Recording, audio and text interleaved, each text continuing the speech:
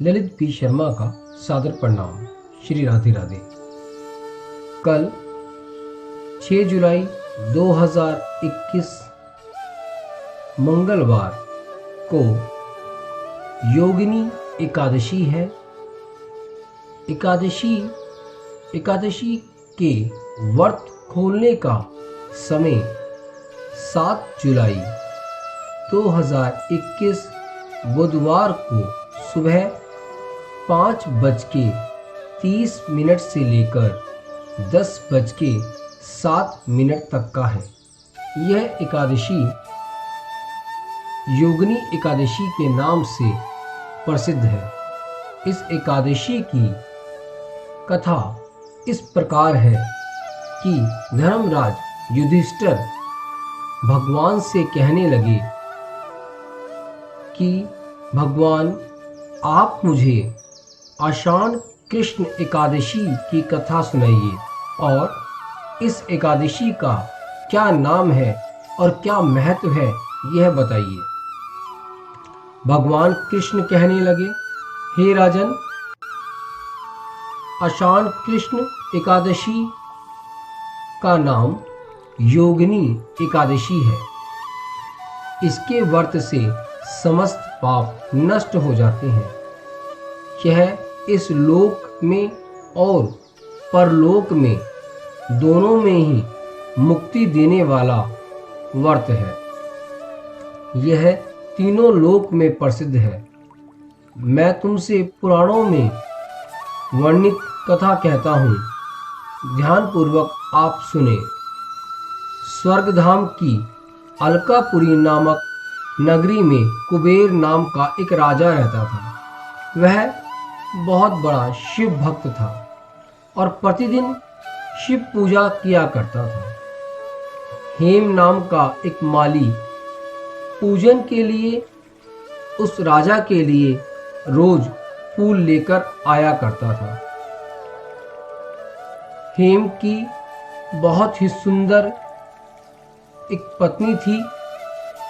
एक दिन वह मानसरोवर से पुष्प तो ले आया, लेकिन अपनी पत्नी के साथ हास्य विनोद में मगन हो गया और उसे राजा को फूल देना याद नहीं रहा।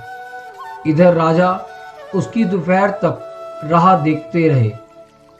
अंत में राजा ने सेवकों को आज्ञा दी कि तुम जाकर देखो, माली ना जाने किस कारण से आज भगवान के लिए फूल नहीं लेके आ पाया है। सेवकों ने कहा कि राजन, वह पापी अति कामी है, अपनी स्त्री के साथ हास्य विनोद कर रहा है। यह सुनकर कुबेर ने क्रोधित होकर उसे बुलाया। हेम माली राजा के भय से कांपता हुआ उपस्थित हुआ। राजा कुबेर ने क्रोध में आकर, अरे पापी, नीच कामी, परम पूजनीय ईश्वर शिव जी महाराज का अनादर किया है।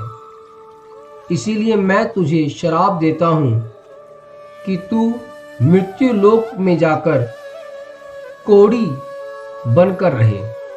कुबेर के श्राप से हेममाली का स्वर्ग में पतन हुआ।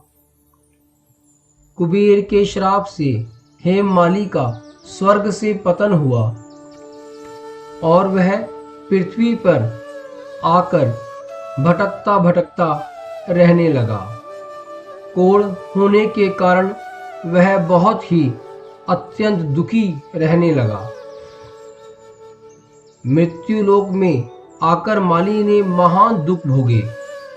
भयानक जंगलों में जाकर बिना अन्न जल वह भटकता रहा। रात्रि को निद्रा भी नहीं आती थी, परंतु शिव जी की पूजा के प्रभाव से उसको पिछले जन्म की सभी बातें याद थी। घूमते घूमते एक दिन वह मार्कंडे ऋषि के आश्रम में पहुंचा। मार्कंडे जी ने जब उसको देखा तो अपनी विद्या से सभी उसके सभी दुखों का कारण जान लिया।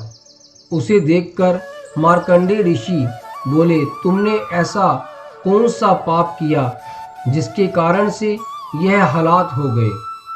हेममालिनी ने सारी घटना मार्कंडेय ऋषि जी को बताई। यह सुनकर ऋषि बोले, निश्चित ही तूने मेरे सम्मुख सत्य वचन कहे हैं, इसीलिए मैं तेरे उद्धार के लिए एक व्रत बताता हूँ। यदि तुम आषाढ़ मास के कृष्ण पक्ष की योगिनी एकादशी का व्रत करोगे तो आपके सभी पाप नष्ट हो जाएंगे। यह सुनकर माली ने अत्यंत प्रसन्न होकर मुनि को प्रणाम किया। मुनि ने उसे स्नेह के साथ उठाया और कहा कि आपके सभी दुख दूर हो जाएंगे यदि आप योगिनी एकादशी का व्रत करें। माली ने जैसा मार्कंडेय जी ने बताया था उसी प्रकार योगिनी एकादशी का व्रत किया, जिसके प्रभाव से वह सभी रोगों से मुक्त हो गया और प्रभु की कृपा से अपनी स्त्री से उसका मिलन हुआ और वह सुखपूर्वक अपने जीवन को व्यतीत करने लगा।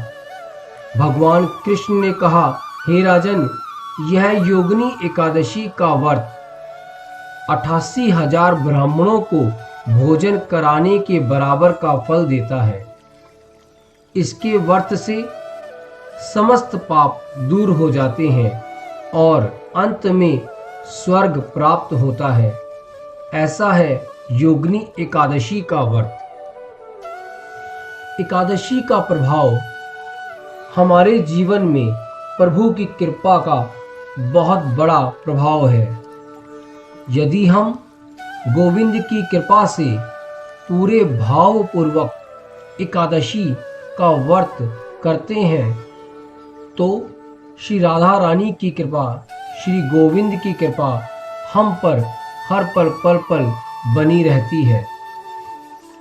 एकादशी और द्वादशी दोनों ही भगवान के सबसे प्रिय दिन हैं। जितना एकादशी व्रत करने का महत्व है, उतना ही एकादशी का व्रत खोलने का भी महत्व है। इसीलिए जो समय एकादशी के व्रत खोलने का होता है द्वादशी को, उसी समय के बीच में आप सभी व्रत को खोलिए। इन्हीं शब्दों के साथ अपनी इस कथा को मैं विराम देता हूँ। मिलते हैं एक नई कथा के साथ। श्री राधे राधे।